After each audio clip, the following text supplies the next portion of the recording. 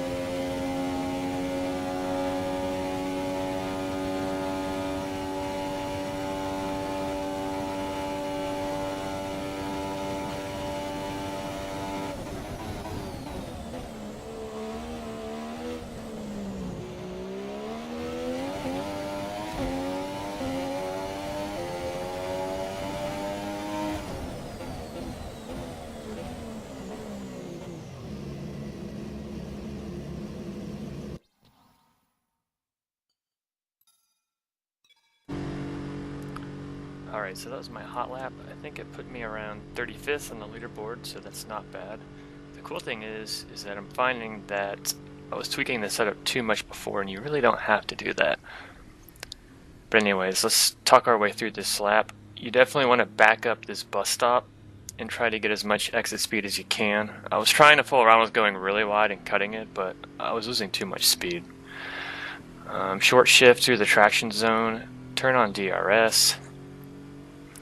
This corner here is very tough because if you're going to mess it up, make sure you brake too early, because if you brake too late, you're going to compromise the exit. What you want to do is shift down to second gear. You want to brake just after the 100-meter board. Then you want to short shift up to third. Get the car straight as soon as you can. Shift up to fourth and fifth. And here's where you want to carry speed. That was actually a pretty good turn. It's probably the best one I've done because we're already like a tenth up on our time.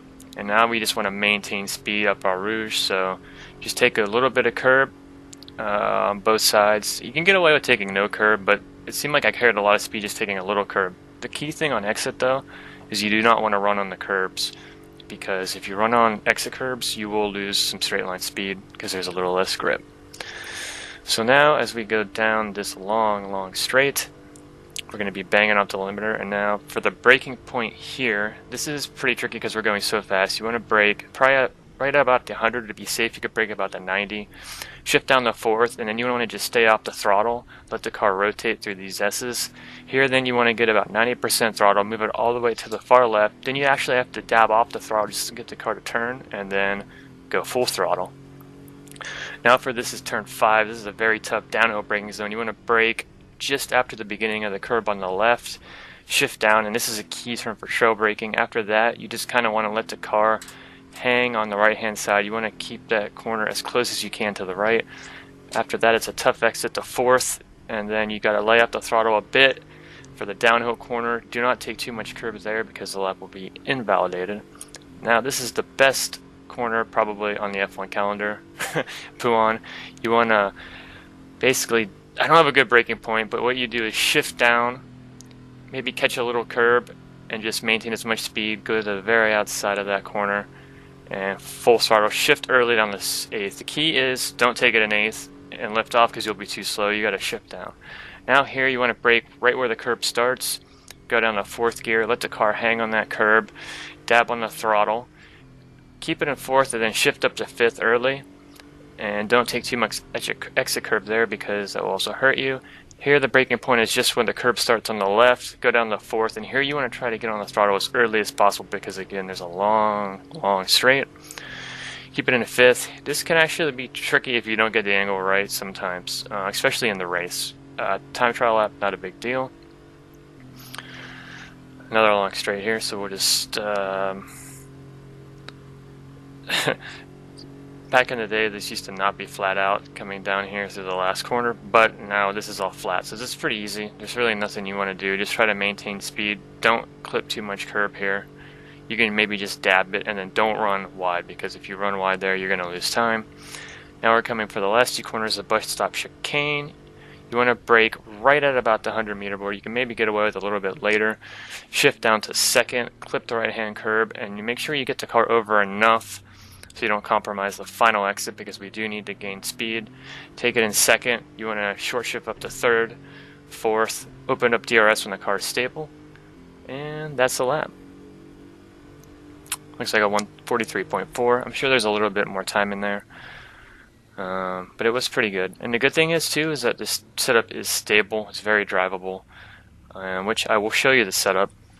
And this is the first setup I've actually done by myself without poaching one off the leaderboard, and I'm really starting to figure out setups. So I think I'm going to do a setup video here very quickly. One thing that's key is that it is a high-speed track, so you do have to have lower wing. I tried going 2-2 wing, but that seemed like it was not optimal. It was good in Sector 1 and Sector 3, but you weren't gaining enough time. The fact that you have DRS definitely helps for a time trial lap. In the race, it could help you a little bit more, but in this game, slipstream is not as crazy. So here's the setup. Front wing arrow 3-3. It seems like a good balance. If you want the car to be a little more stable, especially in the S turns, you can go 4-4. Like I said, it was 2-2 seemed too low. I left the diff actually the same, and I've been trying to leave it the same and then adjusting other things.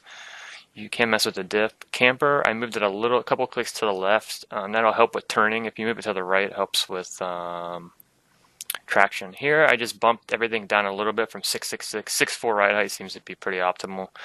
For me, I always have lower brake pressure, 70, and then I mess with the big brake bias. Made the tire pressure go down a little bit just for a little bit extra grip, and I left ballast at 6. Now, I think you could get away with a crazier ballast at 7, but then you have to compromise the setup, so I'm going for stable and consistency, and I can run really consistent 143, so that's why I kept it. There's a setup for this week. Hope you guys enjoyed it. I just did this in one take as usual, so yeah, can't wait to see you next week. Thanks, and bye.